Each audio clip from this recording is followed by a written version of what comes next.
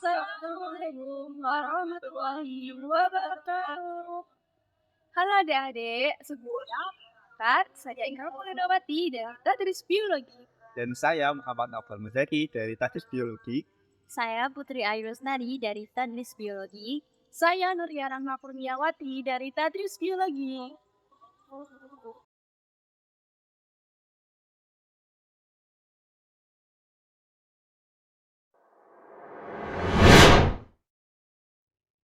Apa itu Tania Sakinata? Simak penjelasannya berikut ya. Sebelumnya kita perkenalan dulu dengan jenis-jenis cacing. Cacing memiliki nama latin Helminthus. Cacing juga dikelompokkan ke dalam 3 kelompok kelas, yaitu Nematoda, Trematoda, dan Cestoda. Oke, yang pertama, Nematoda. Cacing yang masuk dalam kelompok Nematoda memiliki ciri-ciri tubuh bulat memanjang. Sebagian memiliki alat kelamin terpisah, yang artinya terdapat individu jantan dan betina yang terpisah pula. Meskipun demikian, terdapat juga beberapa spesies cacing yang masuk dalam kelompok ini. Cacing ini bersifat hermafrodit, yang artinya dalam satu individu memiliki alat kelamin jantan dan betina. Ciri yang lain adalah ukuran tubuhnya yang bervariasi, dari yang berukuran mikroskopis hingga yang berukuran 5 cm.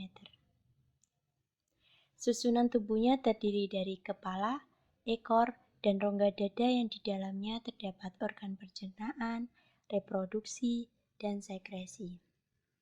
Jenis cacing yang kedua yaitu Trematoda. Kelompok cacing ini disebut juga sebagai cacing isap. Salah satu spesies yang paling dikenal adalah Fasciola hepatica. Cacing ini umumnya terdapat pada organ hati hewan seperti sapi atau kambing yang dapat menular kepada manusia dan menyebabkan penyakit. Jenis cacing yang ketiga yaitu Cestoda.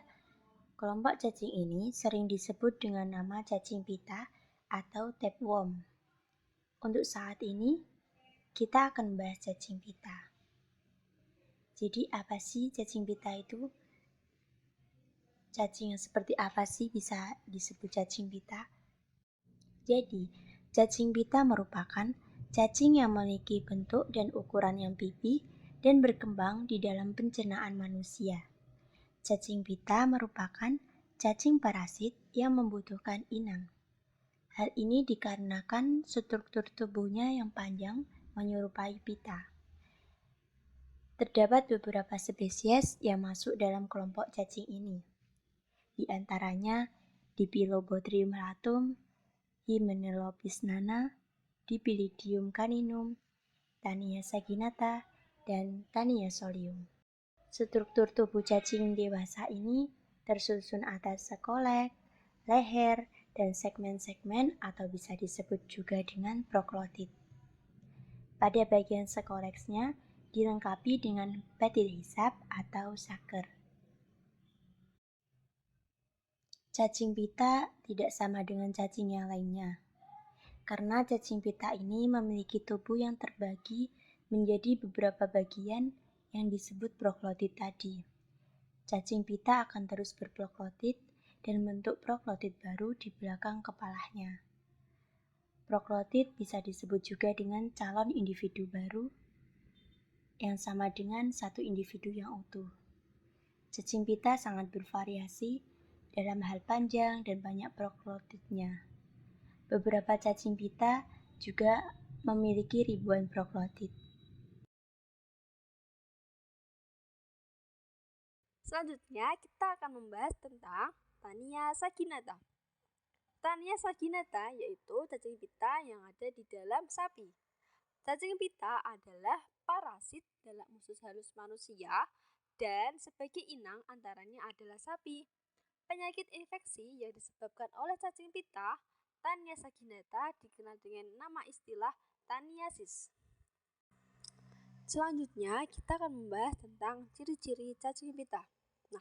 Cacing pita ini merupakan kelas Cestoda dari belum Platyhelminthes. Ciri-ciri yang pertama pada cacing pita yaitu 1. Tubuh pipih memanjang dan bersegmen. 2. Tidak memiliki mulut dan alat pencernaan. 3. Parasit di dalam manusia maupun hewan ternak. 4. Memiliki bagian hisap pada alas koleks. 5. Bersifat hemaprodit.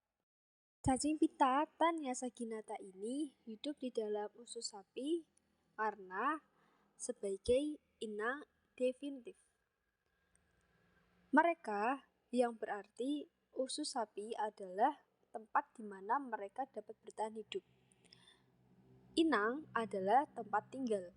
Jadi, Tania saginata memilih hidup di dalam usus sapi sebagai untuk bertahan hidup, berkembang biak, dan dapat mendapatkan nutrisi yang diperlukan untuk kelangsungan hidup Tania saginata.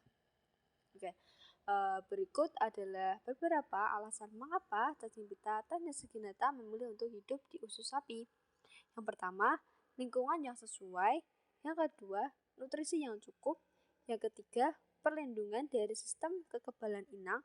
Yang keempat, tempat untuk berkembang biak. Yang kelima, spesialisasi evolusioner. Siklus hidup cacing pita dapat bervariasi, tergantung pada spesies cacing pita yang dimaksud. Namun, secara umum, siklus hidup cacing pita melibatkan dua inang, yaitu inang perantara dan inang definitif. Berikut adalah contoh siklus hidup umum cacing pita. Yang pertama, telur. Siklus hidup dimulai ketika cacing pita dewasa menghasilkan telur. Telur ini biasanya dilepaskan ke lingkungan pada tinja inang definitif. Yang kedua, inang perantara. Telur cacing pita akan diambil oleh inang perantara, seperti hewan ternak atau hewan liar. Telur kemudian menetas menjadi larva dalam tubuh inang perantara. Ketiga, larva. Larva cacing pita menembus dinding usus inang perantara dan berpindah ke jaringan dan organ tertentu, seperti otot atau hati. Di sana, larva akan berkembang menjadi bentuk yang disebut cysticercus. Keempat, inang definitif. Inang definitif adalah hewan atau manusia yang memakan daging inang pertama yang terinfeksi. Ketika inang definitif mengkonsumsi daging yang mengandung cysticercus, cacing pita akan melepaskan diri dari kista dan menempel pada dinding usus halus inang definitif. Yang kelima, cacing dewasa. Setelah menempel di usus inang definitif, cacing pita dewasa akan tumbuh dan berkembang biak. Bagian depan cacing pita yang disebut skoleks memiliki struktur kait atau lepeng penempelan yang digunakan untuk menempel pada dinding usus. Keenam, pembiakan. Cacing pita dewasa menghasilkan segmen-segmen tubuh yang disebut proklotid. Setiap proklotid mengandung ribuan telur yang matang. Proklotid tua akan dilepaskan ke lingkungan melalui tinja inang definitif. Ketujuh, penularan. Telur cacing pita yang dikeluarkan bersama tinja inang definitif dapat mencemari air atau makanan.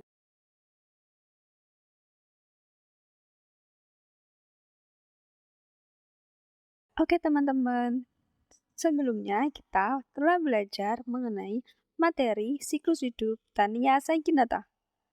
Dan jangan lupa di like, komen, dan juga subscribe ya. Assalamualaikum warahmatullahi wabarakatuh.